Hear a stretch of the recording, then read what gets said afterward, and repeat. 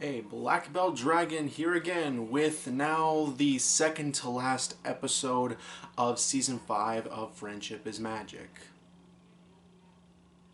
It is sad, kind of, in a way. But, knowing... I do want to talk about something before I begin. Now, I don't think people have realized this, but it seems like, that for me, personally, that the first half of this season, when it reaches Do Princes Dream of Magic Sheep, was very high, very well done, and the episodes are very well known, and I really do like that, the season turned out really strong halfway, but then for some reason, I felt that after that episode, that the show was kind of going in a little downhill.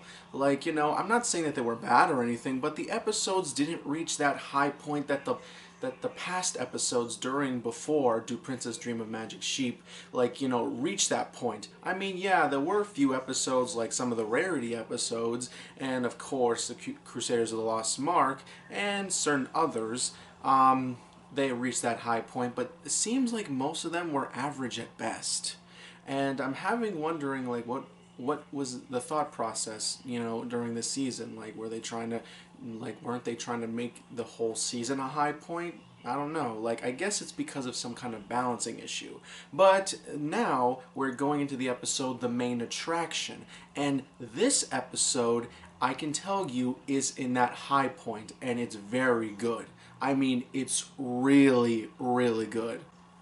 Now, of course, this episode guest stars, I guess, a kind of not real well-known singer, but a very good singer at that, Lena Hall. So back to the episode. The episode, The Main Attraction, is about a friend of Applejack's who is somehow a famous singer, known as Ra Ra. I know that she has another name, but I'm gonna call her Ra Ra because that name is kind of really long, so I'm just going to call her Ra Ra. She finds out that she's changed for a while and has this very demanding manager, which pretty much leads to, the cliche point that, the manager or herself is getting too hyped up for this fame. Kind of one of those simpler kind of episodes that really doesn't put out, as much any different.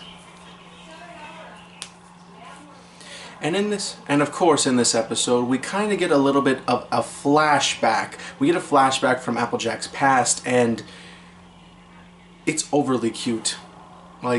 Really high cute, that literally every time we have a flashback with these characters, it seems like the cute level just explodes incredibly. We want to breathe when we're watching an episode. We don't want to faint knowing these cuteness in these episodes. So continuing on, so then after finding out what happened to her friend, she goes and talks to her, wondering why has she changed so much, and does this different kind of music compared to what she did at the campsite that Applejack and Ra Ra went to. Because it seems like when she was in the campsite, she mostly did this kind of simpler kind of making music out of her own voice, and like an acoustic guitar, and it was very nice and very pretty song. I forget the saying. I think it's Equestria. I love Equestria or something. I love Equestria. I can't remember the name of the song, but I do have something to nitpick about that point. In that scene, I think they should have gotten a voice actress, a young child voice actress for that part, because there is no way that a child, because I think they're supposed to be like 10 or 5 when they're in that camp, because there's no way they can sound like a grown adult woman doing that voice, and I think they should have changed that a little bit, in my opinion. But the song was still very good. So of course then Applejack finds out that it seems like her manager is forcing her to do all these decisions, and even goes to the point of trying to cancel the charity. And it really gets really cliche further on. Like, you would think that, you know, pretty much they do all the cliche things, you know, it's back and forth, they're not friends anymore, and then eventually by the end of the episode they figure it out and learn how to compromise to stop this manager, and, you know, eventually the singer just tells the manager that she'll do what she want to do and her career will be fine. You know, getting to that cliche thing, they're all becoming friends again. I thought it was going to that point, but then, in some kind of twist, it seems like Ra-Ra already figured out later on that her manager is pretty much just using her, and Applejack does her best to try to help her out, in the situation by literally Twilight somehow using her powers to record the whole thing. Like, literally, it's HD film. Like, literally recorded every single word that the manager said to Pinkie Pie. Pinkie Pie is literally trying to make this whole event possible, and the manager's pushing her, and the manager is pushing her to her limits, and it's very hard to see in a way. So going back, Applejack becomes friends again with Ra-Ra and tells her to be herself when performing in the charity.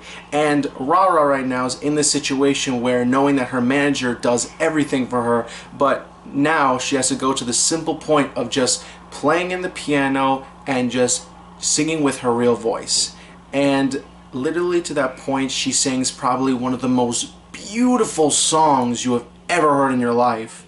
Like, it's a really nice and beautiful song, and even the Cutie Mark Crusaders even get into one song by the end of this episode. And so yeah, that's pretty much the whole plot. Nothing really too big, but for me, this episode pretty much brings out the point into you have to learn how to be yourself.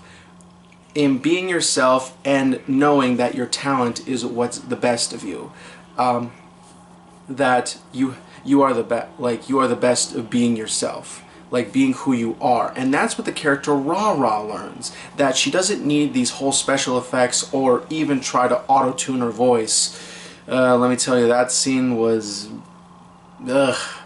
like, and yeah, and trying to be herself and sing in her own true voice. And that's what's really, really good about this episode. The only thing I can say that maybe a little, like I said, another nitpick here, is that I kinda had some, like, this episode started to remind me of another certain episode. This kind of reminded me of an episode of Victorious, and yes, it's a strange thing, but in an episode of Victorious, Tori, the character Tori, had to go to the same situation and losing her friends and trying to go to a new career, but eventually she solves it in the end. It's very similar in a way, and that scene where Ra-Ra is singing kind of reminds me of that singer in a Goofy movie, and kind of also brings to the edge of Hannah Montana. But then I start to think about it, like, they're trying to go for a more Lady Gaga approach. Like, it seems like she's supposed to be a kind of parody version of Lady Gaga, and I can see that it's trying to do its best to do that, but knowing that I haven't really seen much of Lady Gaga in her music, I can't really say much of that. But it kind of reminded me of those certain episodes and those certain characters, what I'm trying to say. And I kind of find it a little distracting in a way. But overall, I think this episode is very well done. It's actually probably a high point into the past episodes. I mean, the past episodes had some good moments, but it seems like there were a few of them that didn't do so well. Like, you know, the mid half of the season. Like I said, they brought things back up, and now we're getting ready for the two-parter. Now, talking about the two-parter of the last episode of season 5, already promos have shown up, and my opinion on it, like, so far, is that obviously there's going to be a lot of time traveling references and jokes. But the only thing I am a little bit upset about, that it won't have a surprising point in the end. I don't think it will, because pretty much if you've seen the post-credit end scene of Equestria Girls 3 Friendship Games, then we pretty much know what's going to happen in the end. I mean, pretty much they make it out of it. That's pretty much all I have to say. And yeah, pretty much there's no surprise anymore. So yeah, the main attraction is a very well done episode. Amy Keating Rogers, you are one of the most amazing writers I've seen. Like, your episodes are so good in Friendship is Magic. I really like them.